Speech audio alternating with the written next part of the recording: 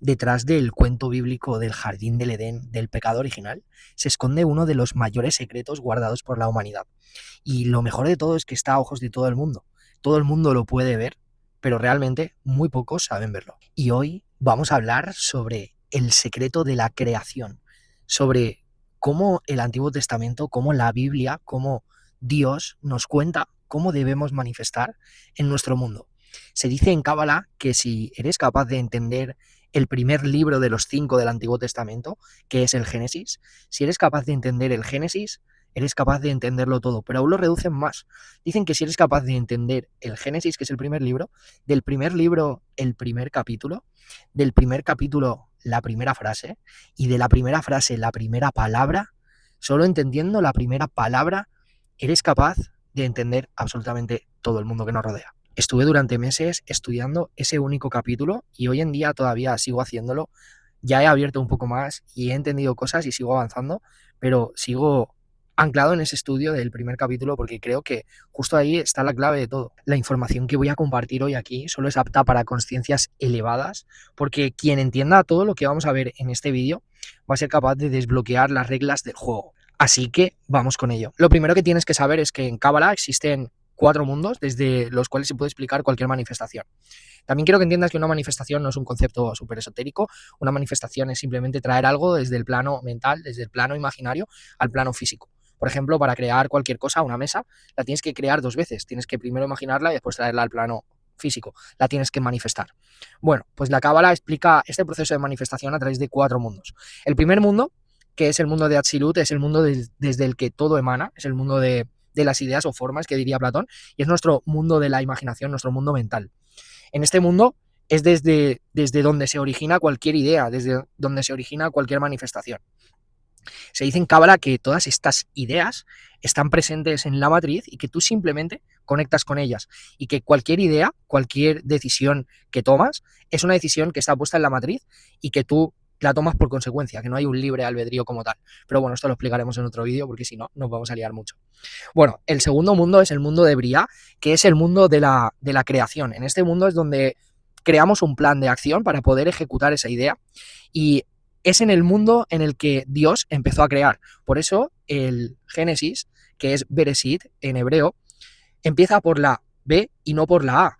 La A en alfabeto judío, la A es unidad, abarca todo, es una consciencia junta. En cambio la B ya te marca dualidad, te marca briá, te manda al mundo de la creación directamente. Y a través de esa B ya se sabe que Dios hizo una creación en un mundo dual. Bien, en el mundo de Briá, como he dicho, se crea ese plan de acción para poder ejecutarlo en el tercer mundo, que es el mundo de Yetzirah, que es el mundo que está relacionado totalmente con las emociones, con la ruaj, que se dice en hebreo. Y en este mundo simplemente vamos a coger todo el plan de acción, toda esa idea que hemos tenido, ese plan de acción, y lo vamos a empezar a formar. Después, por último, tenemos el mundo de Asiyah, que es el mundo 3D, que es el mundo más denso, y es donde cae todo como por consecuencia.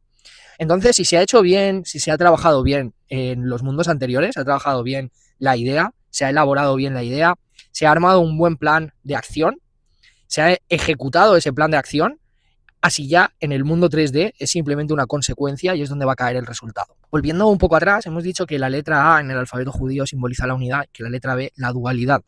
Esto, aparte de indicarnos que Dios creó un mundo dual, también nos indica que dentro de ese mundo dual, Dios hizo 2 creaciones. Esto es algo que está reservado para la mística judía, para la Cábala, y lo que te voy a explicar ahora es algo que tienes que tener la mente abierta y no tienes que aceptarlo como verdad. Al final, la Cábala siempre está abierta a interpretación y que yo lo haya interpretado así o otras personas lo hayan hecho no quiere decir que sea una verdad absoluta, simplemente es una coincidencia de mucha gente que ha interpretado esto y lo ha interpretado de esta manera.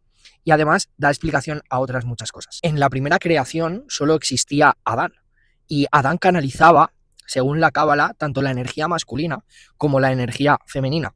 Se considera como una especie de hermafrodita. También hablaba de que Adán canalizaba todo el pensamiento divino y hacía referencia tanto al hemisferio derecho como al hemisferio izquierdo. Hacía referencia a la primera dualidad, pero concentrada en un único punto, que era Adán. En esta primera creación hubo la primera divergencia de pensamiento, y en la Biblia se nos contó que de la costilla de Adán nació Eva, pero en Cábala se dice que fue de una divergencia de pensamiento. Entonces hay una separación entre el hemisferio derecho y el hemisferio izquierdo. Y si os fijáis, durante el cuento bíblico se nos dice que Adán y Eva eran expertos manifestadores, que lo que pensaban y lo que querían lo tenían al instante. También se dice en Cábala que Adán y Eva canalizaban el pensamiento de Dios, es decir, encarnaban ese pensamiento de Dios. El pensamiento divino estaba en Adán y estaba en Eva.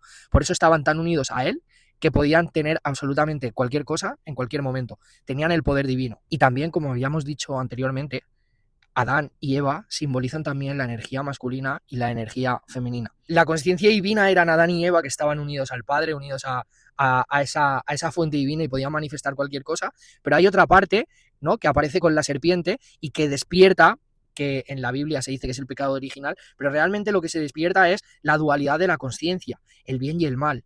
Entonces es como que el ego está asociado siempre a la parte del personaje, a la parte mala, a la parte que no te deja conectar, que es como un velo que tienes encima y no te deja conectar directamente con la fuente divina. Y aquí hay otra separación porque está la primera dualidad entre el bien y el mal.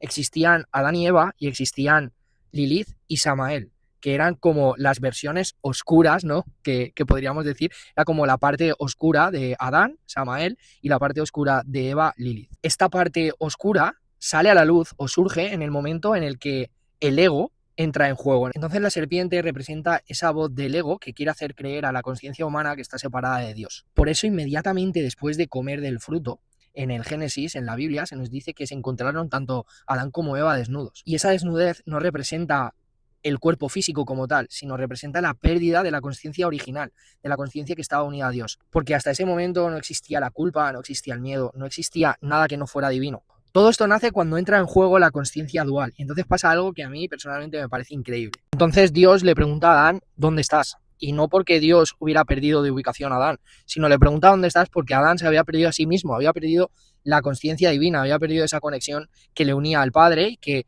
le daba el poder de poder manifestar cualquier cosa.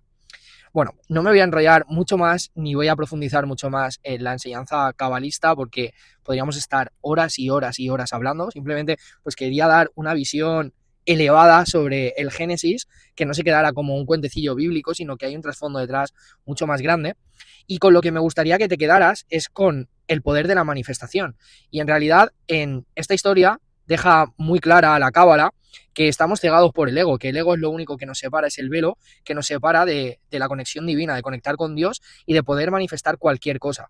Con esto no quiero decir que al ego hay que apartarlo, al ego hay que controlarlo y hay que saberlo, hay que mantenerlo a raya, hay que saberlo llevar, porque necesitamos el ego para mantener nuestros deseos ardientes a flor de piel y poder desear algo y poder manifestarlo, pero sí que es verdad que demasiado ego limita la consciencia. Es decir, cuanto más ego, menos consciencia, cuanta más consciencia, menos ego. Y digo menos ego, no digo cero ego, ¿vale? Entonces, si tienes un negocio, tienes una marca personal, estás bloqueado en el amor, cualquier cosa, y quieres revocar esa situación, lo único que tienes que hacer es tomar conciencia de la situación, elevar tu conciencia, mantener al ego a raya, apartarlo y utilizar la fórmula de la creación que utilizó Dios en el Génesis, que utilizó Adán y Eva durante su primera creación para poder manifestar cualquier cosa, que es traerlo desde el plano mental, desde el mundo de la emanación de Atzilut, pasándolo por Briah, que es el mundo de la creación con un plan detallado, pasándolo luego por Atzilut, que es el mundo de la formación donde vamos a ejecutar ese plan, y luego por último cayendo el resultado a Asiya, que es nuestro mundo denso, nuestro 3D. Entonces, como bien he dicho antes, haciendo bien estos pasos es imposible que no manifiestes cualquier cosa. Bueno, espero que te haya gustado este contenido, que te haya gustado este episodio de podcast, este vídeo, y que te suscribas, que me sigas en redes sociales y nos vemos en el siguiente vídeo. Chao.